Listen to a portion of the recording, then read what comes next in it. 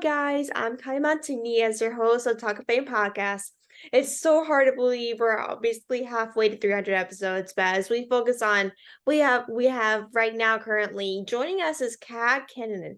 Kat is the founder and CEO of Radical Customer Experience, a groundbreaking consulting firm that encourages brands to establish a genuine connections with their customers by embracing strengths-based, trauma-informed, and inclusive marketing services. With a passion by empowering individuals and driving positive change, her mission is to help brands speak up, speak out, and foster diversity, equity, inclusion, and belonging in their customer interactions. As a certified trauma and informal professional, Kat brings a crucial perspective to her work, infusing every aspect of her business ventures with a deep understanding of human experiences. Kat's personal experiences have made her a passionate advocate for trauma survivors, leading her to establish a PTS C-PTS advocacy organization and stand up to trauma. Through this organization, she enables others to heal and thrive beyond their traumatic experiences. Kat's unwavering commitment to creating a more inclusive and empathetic would have earned her recognition and respect within the marketing and trauma-informed community. She's leading the charge in losing the way businesses interact with their customers, leaving a profound impact on the industry and society as a whole. We're so excited to welcome Kat to the podcast and dive into so many things, such as how to avoid cancel culture. How are you, Kat? Thank you so much for taking the time to chat with us today. I know that was a super long intro. I'm already dying with a long intro, to be honest with you, but thank you so much for coming on today. Yeah, thank you for having me. It's great to be here. Of course, thank you so much for taking the time. But how, tell us more about your trauma experience. I know you've been over a couple of years ago or so. You got with trauma experience that kind of impacted your work, but if people are not familiar with your experience and your journey. Can you maybe tell us more about that? Yeah, absolutely. So I certainly experienced childhood trauma, which always colors your lens, and very frequently makes people, and certainly made me feel like an outsider a good part of my life. And starting in 2018, I experienced 3 back-to-back adult traumas that were pretty life-changing. And it gave me a lot of perspective. I realized during that time that our experiences really affect how we perceive messages, whether they're in the marketplace, in the workplace, at home. And I needed to do something about that. Ooh, I love that. How do you especially as an adult, how did you kind of get through that period? Especially as an adult, you kind of know kind of how to control it. But how do you think you would have reacted if this kind of happened to you when you're younger rather than when you're older? Yeah. Well, I mean, unfortunately, I guess in terms of perspective, I've experienced both. I Mhm. think, for children that they can't process in the same way that adults can. And, you know, it manifests for your entire life, those experiences. I mean, for me, leaning into therapy was huge. I did a technique called EMDR, which is a specific regimen for trauma survivors. It's also used for vets and other folks with PTSD. It essentially it trains your brain to realize that the trauma isn't happening now, that it's happened in the past, which is what happens with PTSD. But I think aside from that, it's really important for the listeners to remember that trauma is everywhere. And, we can put PTSD, et cetera, in its own bucket, but every single human on earth has experienced trauma for at least something, especially if you just look at the lens of the pandemic. I mean, that clearly affected every single one of us on earth. And certainly changes our perceptions in terms of, how we communicate or receive communication. Yeah, you make a really great point because especially with the pandemic, everyone has been through something in their life, traumatic or non-traumatic. Especially with the pandemic, it really made an impact on everyone in a way, whether it's like staying home or no getting sick and losing family members or losing their jobs. Like it really just, impacted everyone in some way. And like especially with dealing with trauma, whether it's like you're very young when you deal with it or you're older, everyone has like a different way in terms of how they deal with it, whether it's like going to therapy, journaling, meditating, like everyone has a different way. But I feel like you said earlier, mostly basically every adult knows kind of how to react rather than, when you're a little kid and don't know what's going on and we have to rely on help for that. I'm not saying adults rely on help, but also kind of like like we know kind of what to do more in that situation. Yeah, to a certain extent, I think like we are in the middle of a mental health crisis, and it's not easy for everyone to get help for multiple reasons. In a lot of cases, the resources aren't there, or the insurance to pay for those resources isn't there. And, there's also a certain amount of self-work, self-work that you have to be ready to do. And, not everyone realizes the impact that trauma has had on their lives. Mhm. So, I consider myself extremely lucky that I've even been able to work, on issues. A lot of times if you come across someone, and it could be, at work or in class or, somewhere else in your personal life, and they're really angry about something, anger is a secondary emotion. Mhm. There's always something going on underneath that. And, that's what I encourage people to remember. When someone lashes out, there's always something going on, that's deeper than that. Yeah. Yeah.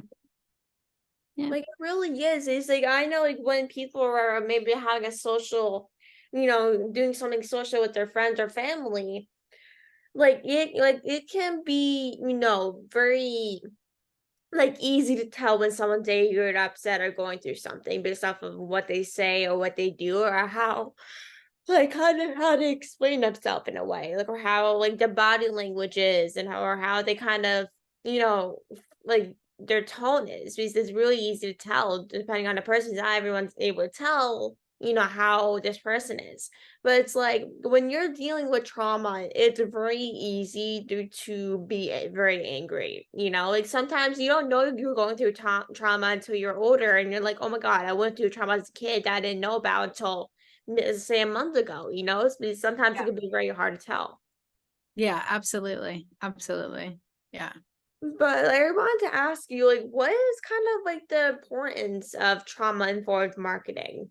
Yeah. So the term trauma informed does come from the therapy space, and is really about how you speak to people, how you put out messages, because you're trying to avoid triggering, patients. And so I've taken those principles, and I was trained as a trauma informed professional as well.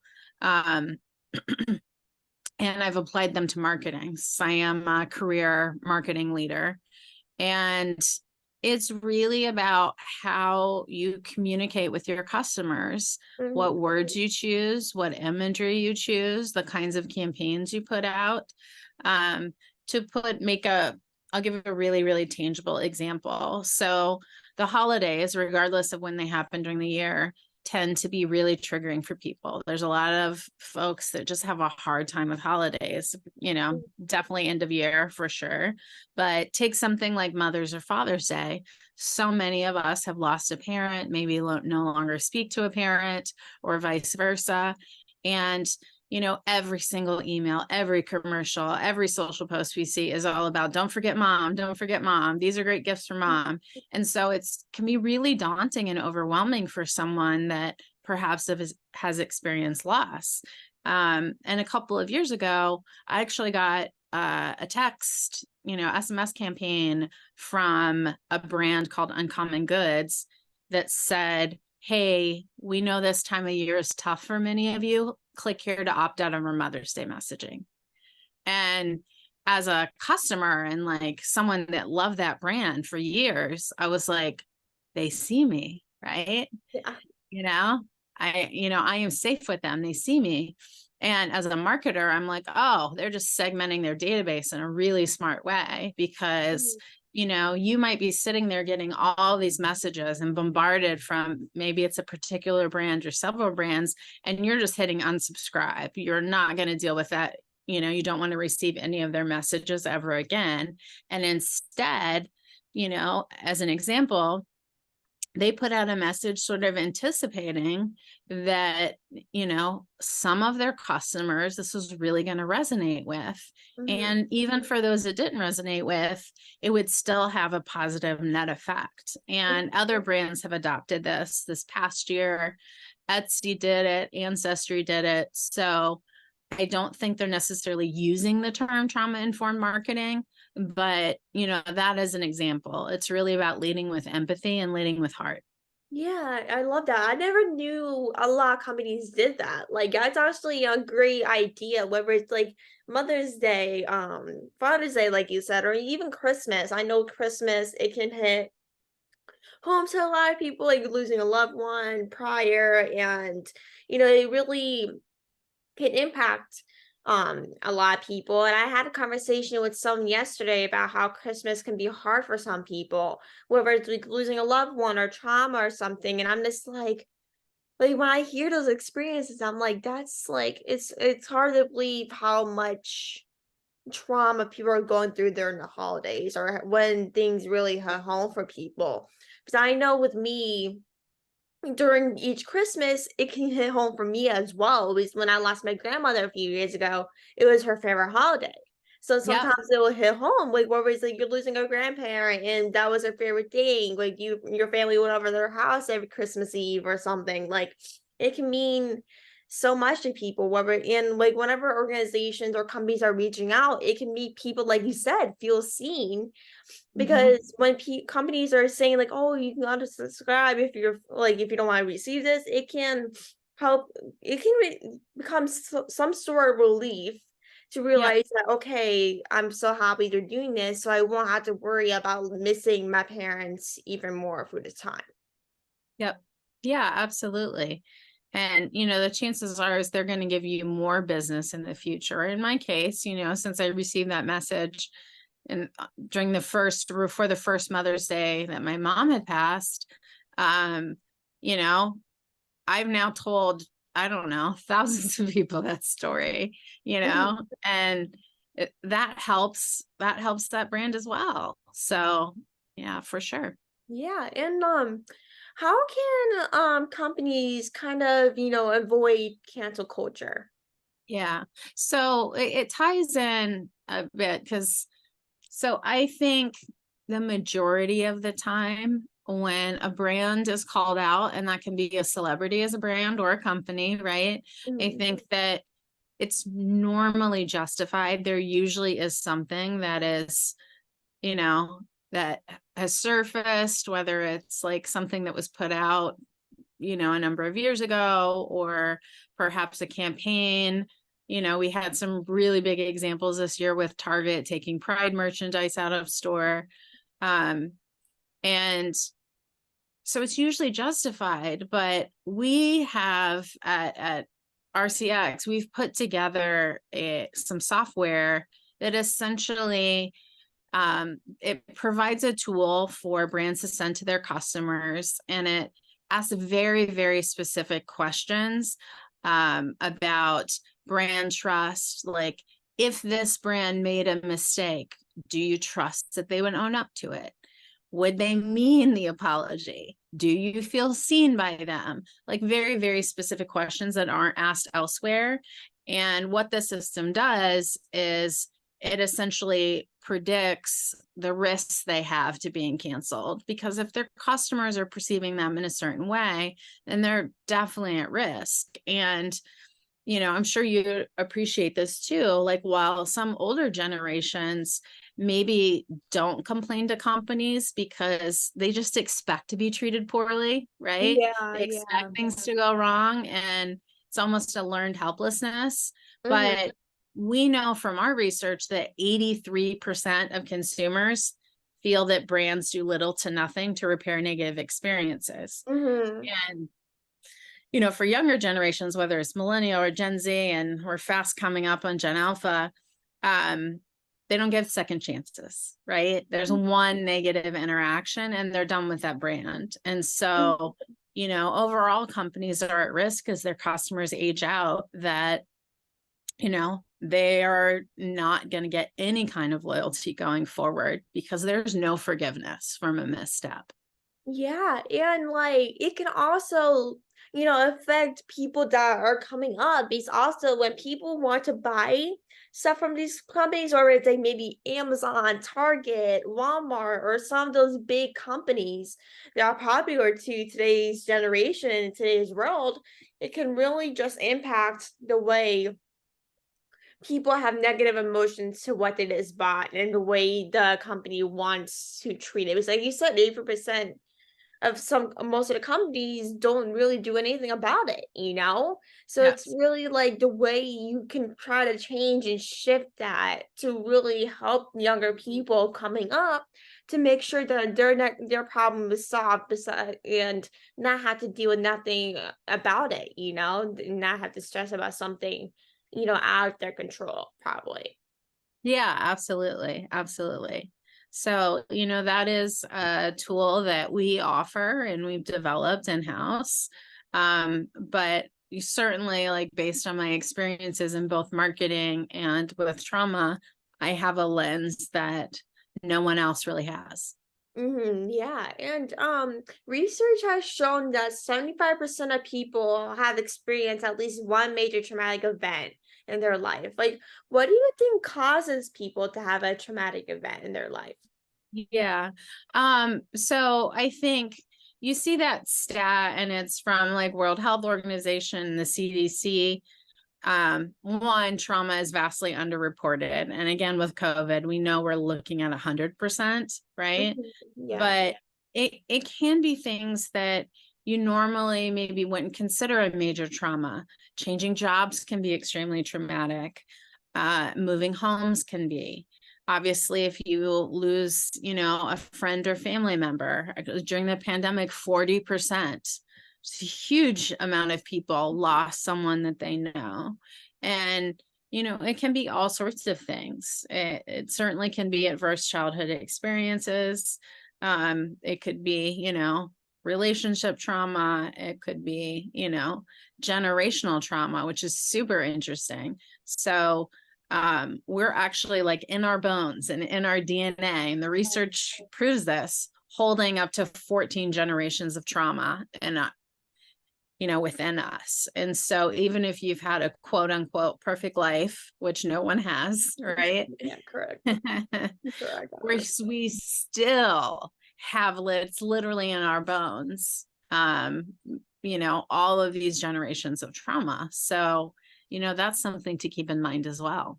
Yeah, and that's like the reason research is the thing, because like when we see the research, we wouldn't know how many people are dealing with this until we see an actual fact by a big company that is important, that is, conducting research on not just the United States, but also around the world. And like Gen Z, and also is not the only people that deal with trauma. It's also really adults as well. It's not just Yeah. like the Gen Z people, because I know like what the pandemic, it really did, make a traumatic thing, like traumatic piece of people in a way. And like in a way, it did make an impact on me in a way, because like with me not being able to have a connection with people and going out and doing all the things I used to do, like, and it was honestly just very hard to not live the life I wanted before. And I'm sure it was the same for you as well, but everyone deals with trauma in a way, though. Like even Yeah. like 75%, like you said, it could be 100% now. Yeah. It's gonna be very different from what it was last year or 3 years ago when the Yeah. pandemic started. Yeah, absolutely. And just specific to mental health around the pandemic, I mean, instances of depression and anxiety increased by 25%, Hmm. including actually suicidal ideation, and completions increased by 10%. So, you know, there is a real crisis happening. And I think it's time for companies to take a stand, just because there's no other entity really in the world that touches as many people as brands do. Mm-hmm. Every single one of their customers gets impacted by how they message. And, Mm-hmm. if they start thinking with empathy and heart, that affects every single one of their customers. Mm-hmm. That is so true because because when people are looking at companies, I know a lot of people do this, but I know like when they're looking at them, they really do rely on the message they send. Because like Mhm. when you see what they're all about and what do they support, what do they not support, it can really like impact the way people buy from these brands, especially in 2023. Like a lot of companies do have a lot of messages that people might disagree with. So it really is like with I think companies or businesses is really one of the most important factors in today's society that really impacts the way we do things and the things we support every single day. Yeah, absolutely. I mean, research indicates, and this comes from Edelman's Trust Barometer for the last several years, and certainly this year, that, it's almost 65% of consumers expect brands to stand up for issues that are important. And, conversely, most executives and marketers are actually terrified of saying anything at all for fear of being canceled. And so there's a juxtaposition there Mm-hmm.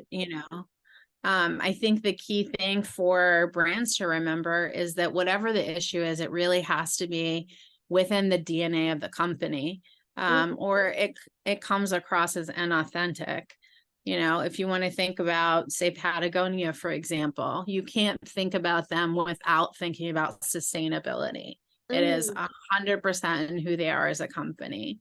Mm-hmm. Or, uh, for many, many years, things like cause marketing or donating a share of your profits was enough for companies, to engage in social good. And it's no longer good enough. It needs to be authentic investment, in their communities, into an issue or cause that is deeply woven into who they are as a company. And, otherwise, like, people, they just don't put up with it. They don't believe it. They don't trust the brand. And then their business, sustainability going forward, is really, really at risk.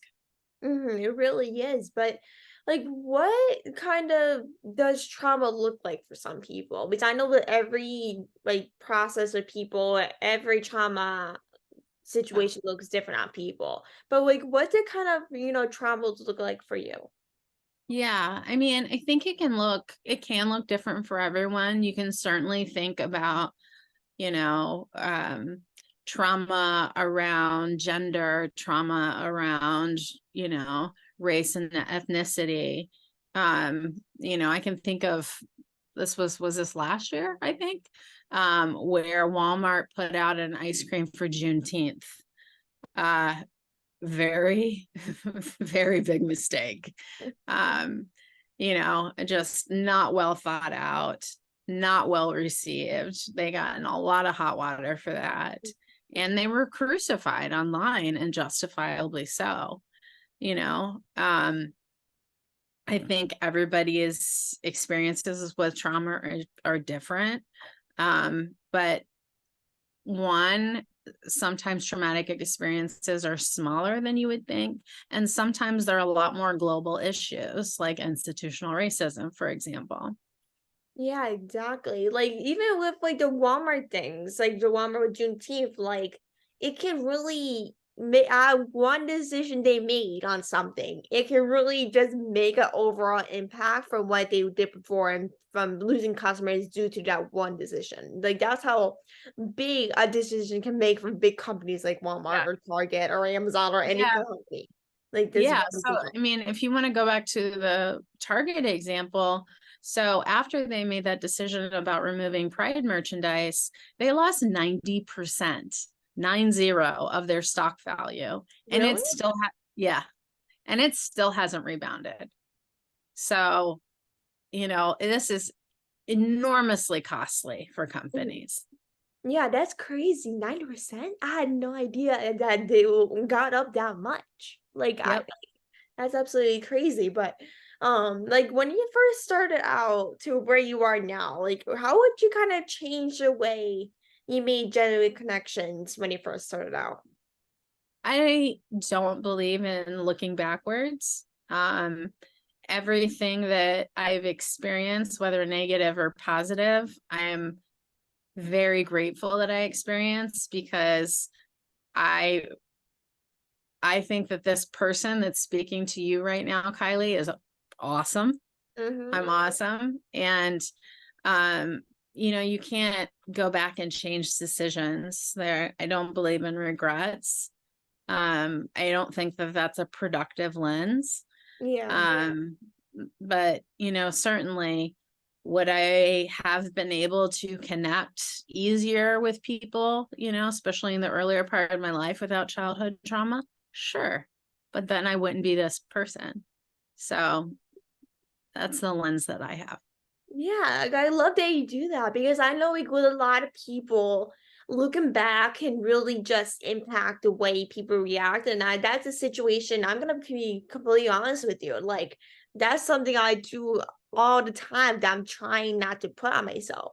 Because of course, like childhood to where you are now can really impact you as a person from looking back on that situation, be like, okay, well, how was Yeah. that me? Like, am I that person still? Or how did that mistake on my in my job or something that I do as a hobby or as a side job make like made a part on me and also the company that I work for or I'm volunteering for or whatever it is. So like when you like looking back on that, like it's not good, for the soul or for your well-being. Like when you look back, you're like, I'm not the same person as I was, 20 years ago, for Yeah. example. Like Yeah. every decision you made over the last couple of years were good, in the moment. You might not be good at this current moment. You might be like, okay, well, this decision might be good back then in that job, but maybe not for now. Yeah, absolutely. Absolutely. Yeah. But like, how can we empower each other in our customer interactions? I think it's just, it's taking a beat. It's, Mhm. instead of being so reactive, it's just like giving yourself time. I mean, obviously, like things like AI are like changing every day and expanding, but I always say like technology isn't good or bad. Mhm. So maybe you've written an email or you've written social posts and you're like, what is this language like? Like, should I be looking at this a different way? Hey, put that into Chat GPT and say, hey, will you rewrite this with a more empathic lens? Right? At least it'll give you something to start with and you'll be able to compare the language. I think that's just a really good tip for companies to communicate differently, because it's a big change. And there are a lot of outside pressures on marketers, whether it's the executive team or the board or Wall Street or they're expected, almost double digit growth every year. And they just don't have time, you know?